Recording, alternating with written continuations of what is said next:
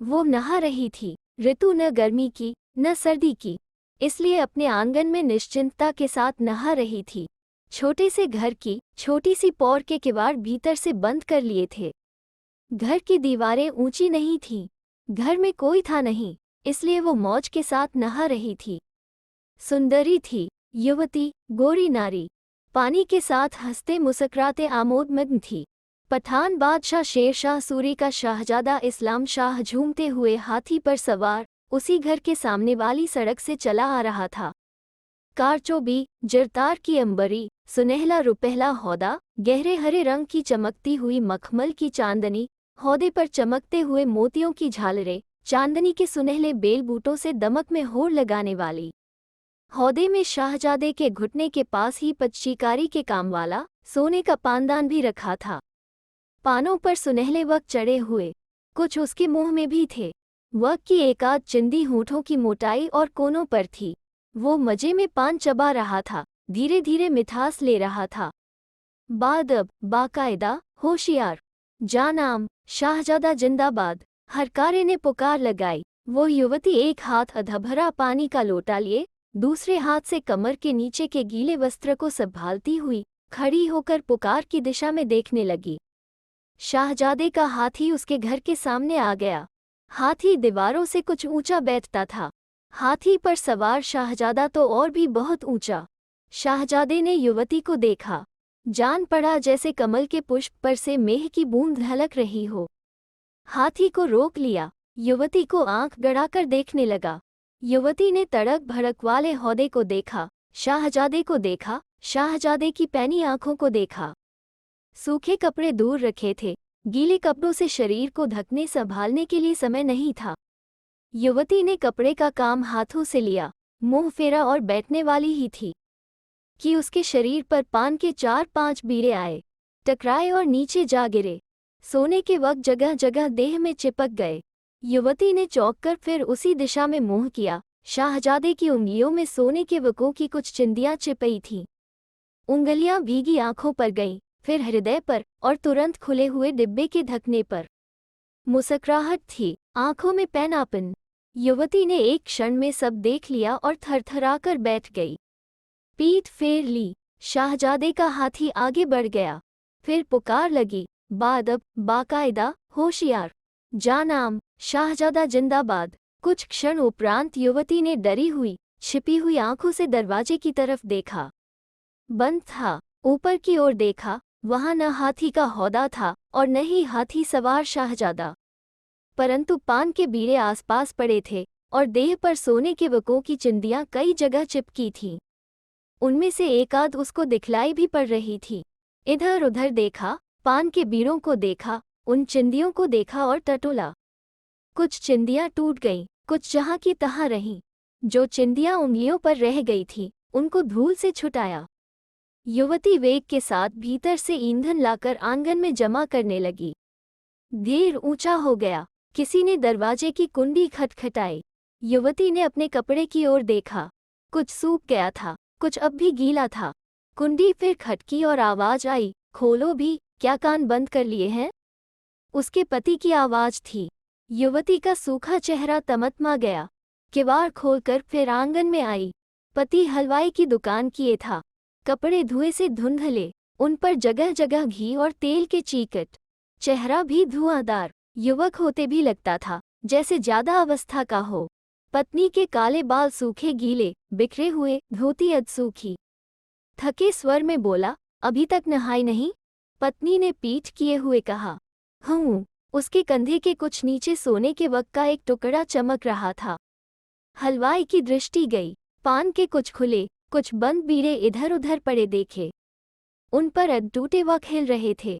फिर उसकी आंख आंगन में चुने हुए ईंधन के ढेर पर पहुंची।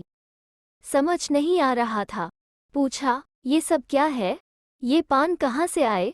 तुम्हारे कंधे पर ये काहे की चिंदियाँ चमक रही है? मैं तुम्हारे काम की नहीं रही। पत्नी ने वैसी ही पीठ किए हुए उत्तर दिया। क्या? हाँ। कैसी हाँ? क्या कह रही हो? मेरी आबरू यहाँ नाश करने कौन आया? दिन दहाड़े डाका कौन डाल गया? और इस इतने बड़े आगरा शहर में? बादशाह की नाक के नीचे। घर में कोई नहीं आया। घर में कोई नहीं आया और तुम काम की नहीं रही? क्या बक रही हो? पागल हो गई हो क्या? हलवाई पान के उन बिखरे हुए बीड़ों की ओर देखने लगा।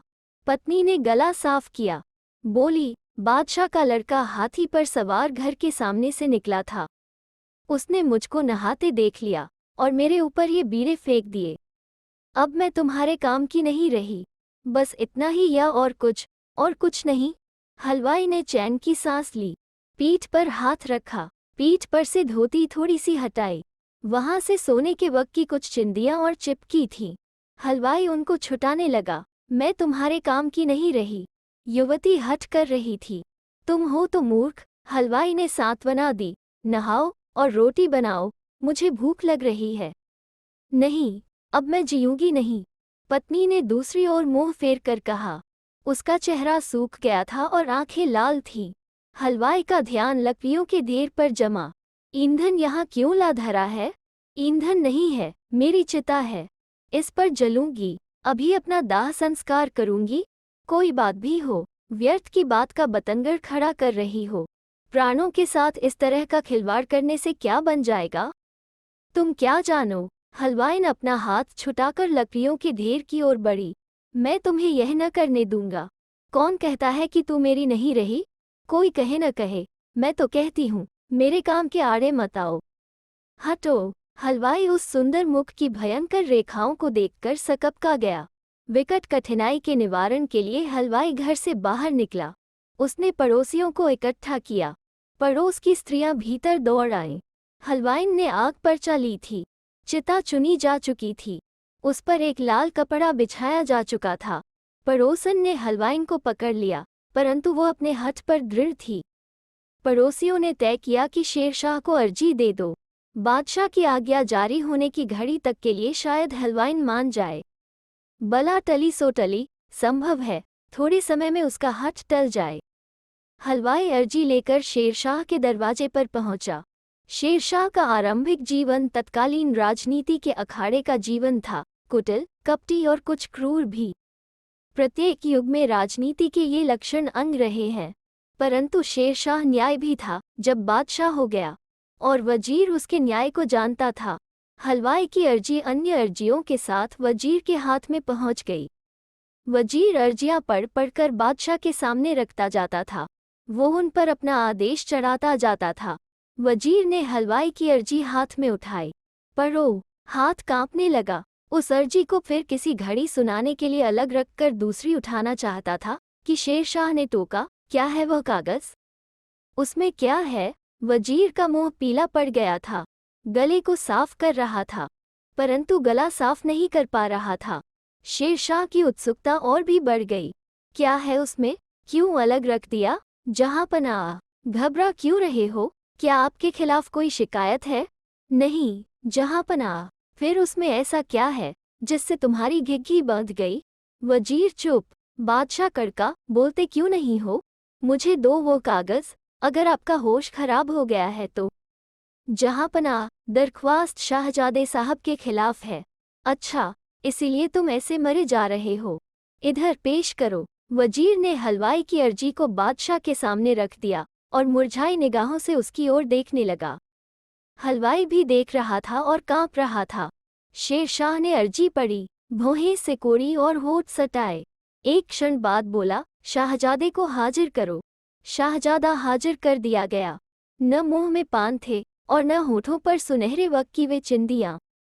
बादशाह ने शाहजादे के हाथ में हलवाई की अर्जी दी, पढ़ने का हुक्म दिया। जब वो पढ़ चुका तब उससे पूछा, क्या अर्जी में लिखी हुई शिकायत सच है? शाहजादे की रेखाएं बनी बिगड़ी। गले तक कई झूठ आए, परंतु होठों से बाहर नहीं निकल सके। माथे से पसीना टपकने लगा। वो चुप था। शेरशाह ने गरज सी लगाई, बोलो, चुप क्यों हो? क्या हलवाई की अर्जी में दर्ज शिकायत सच है? जी, जहांपनाह। सवाल मत करो, जवाब दो। बात सच है या नहीं? क्या अर्ज करूं, जहांपनाह, जब वो कहती है तो सच ही होगी। फिर बहुत दबी जबान से बोला, कुछ पान इसकी घरवाली पर जा पड़े तो क्या हो गया? अगर उसको इतना अखरा है तो कुछ जुर्माना दे दूंगा। शेरशाह तड़तड़ाया, इसकी घरवाली पर जा पड़े, क्या हो गया? जुर्माना दे दूंगा। कमबख्त! क्रोध के मारे शेरशाह की देह हिल रही थी। भरे दरबार में सन्नाटा छा गया। कुछ क्षण उपरांत शेरशाह ने आदेश दिया, शाहजादे की बेगम हलवाई के घर के आंगन में नहाने के लिए वैसे ही उघाड़ी बैठेगी। शाहजादे के उसी हाथी पर हलवाई पान का डिब्बा लेकर बैठेगा और बेगम के ऊपर बीड़े फेंकेगा। उसके बाद उसी हाथी के पैरों तले शाहजादा कुचलवा दिया जाएगा। शेरशाह ने सूक्ष्मता के साथ दरबार में उपस्थित भीड़ पर अपनी आंख घुमाई। इस आदेश का किस पर कैसा प्रभाव पड़ा है? शाहजादा धम से गिर पड़ा। गिरने से बचने के लिए वजीर ने खंभे का सहारा पकड़ा। हलवाई हर्ष और घबराहट के बीच में झूलने लगा। उसके पड़ोसी चाहते थे तुरंत घर भाग जाए। कई दरबारियों के मुंह से हाय हाय निकल पड़ी। एक क्षण के बाद शेरशाह बोला, ले जाओ शाहजादे को कैदखाने में। अब दरबारियों ने आरजू मिन्नत के ढेर लगाने आरंभ कर दिए। कोई हलवाई की खुशामद पर पिल पड़े। हलवाई के पड़ोसियों ने भी उससे हाथ जोड़े। हलवाई ने आगे बढ़कर शेरशाह से प्रार्थना की, जहांपनाह, मैं न्याय पा गया। अर्जी वापस लेता हूँ। तुम कौन होते हो, अर्जी वापस लेने वाले? अत्याचार तुम्हारे साथ हुआ है या तुम्हारी बीवी के साथ? हलवाई ने बहुत विनती की। शेरशाह नहीं माना। भीड़ हलवाई के पास पहुंची। जब उसने शेरशाह की आज्ञा का समाचार सुना, पागलपन न जाने कहाँ चला गया। बोली, मैंने सब पा लिया, न्याय हो गया, पर मैं इस दंड को पसंद नहीं करती। पति ने कहा, चिता पर तो न चढ़ोगी अब? उत्तर मिला, नहीं चढ़ूंगी। उसके कान के पास हलवाई खुसफुसाया, मेरे काम की तो हो न? वो बात फिर तो न कहोगी कभी, देवी? बको मत। हलवाइन भी फुसफुसाई। हलवाई का उत्तर शेरशाह के पास भेज दिया गया, परंतु वो नहीं माना। उसने कहा, जब तक हलवाइन की मर्जी नहीं आएगी, तब तक सजा में कोई भी रियायत नहीं की जाएगी। हलवाइन की मर्जी लेकर हलवाई शेरशाह के सामने पहुंचा। भीड़ भी पहुंची। शेरशाह ने भीड़ के हर्षमग्न चेहरों को बारीकी के साथ झांका। शाहजादे को कैदखाने से बुलवाया गया। शेरशाह ने अपराधी को मुक्त करने का आदेश दिया। चूंकि हलवाइन ने तुमको माफ कर दिया है, इसलिए छोड़ता हूँ। कभी फिर कोई ऐसी हरकत की तो न बच सकोगे। शाहजादे के होठों पर कृतज्ञता की मुस्कानें खेल गईं। शेरशाह ने चिल्लाकर कहा, लेकिन कुछ सजा तो तुमको दी ही जावेगी। शेरशाह ने अपने लड़के को जुर्माना किया, जो हलवाई को दिलवाया गया। शाहजादा नतमस्तक था। अंत में शेरशाह ने कहा, हिंदुस्तान में वही राज कायम रह सकता है जो लोगों के साथ न्याय करने में कसर न लगावे।